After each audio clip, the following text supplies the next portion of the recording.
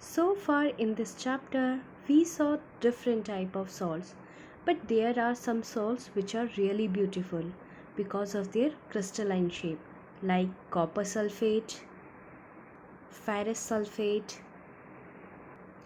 washing soda, and many more.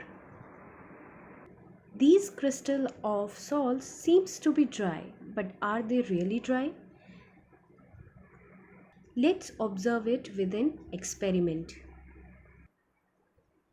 For this activity, we need to take first of all the copper sulfate into the test tube.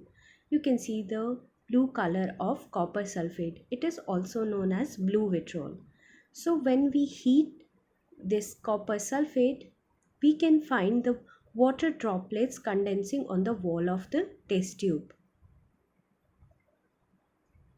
On continuous heating, you can observe that now color of blue vitriol is turning into white.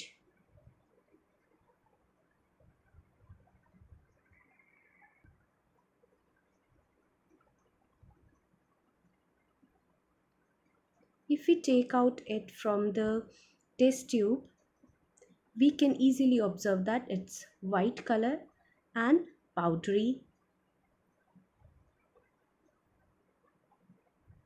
Now what will happen if we add water to it?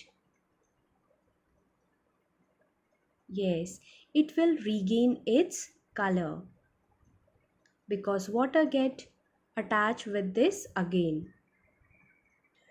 From this experiment, we had come to know that these crystals are not dry.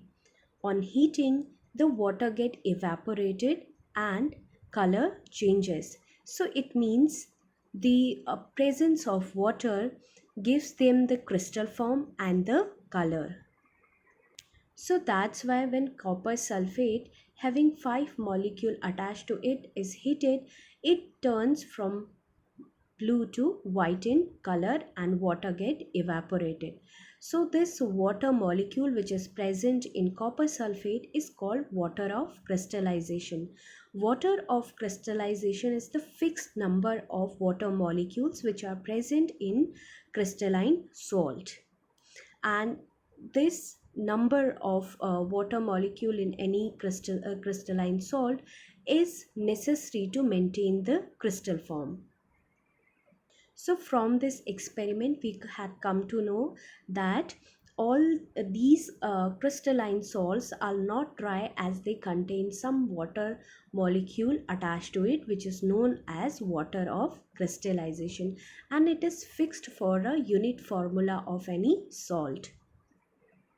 Let's see some example of salts which have show the water of crystallization, like blue vitriol, copper sulfate, blue vitriol, ferrous sulfate, green vitriol, calcium sulfate, gypsum, zinc sulfate, white vitriol.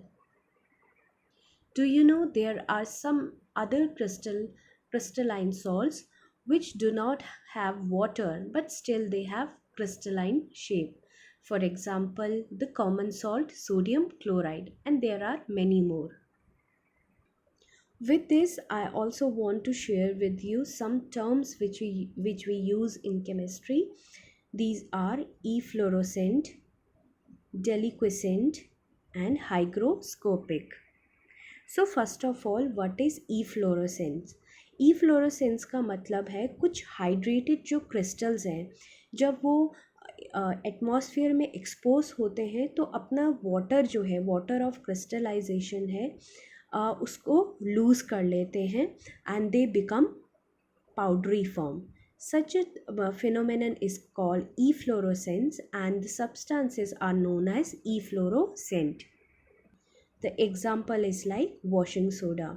अगर ये आप इसे खुले में छोड़ दें तो ये अपना water of crystallization lose कर लेंगे and they will become the powder. Next term is deliquescence. Deliquescence का मतलब होता है वो क्रिस्टलाइन सब्सटेंसेस जो एटमॉस्फेयर में से एयर को एब्जॉर्ब कर लेते हैं और सॉल्यूशन फॉर्म में चेंज हो जाते हैं. This is known as deliquescence. Example is sodium hydroxide. अगर आप सोडियम हाइड्रोक्साइड के पैलेट्स को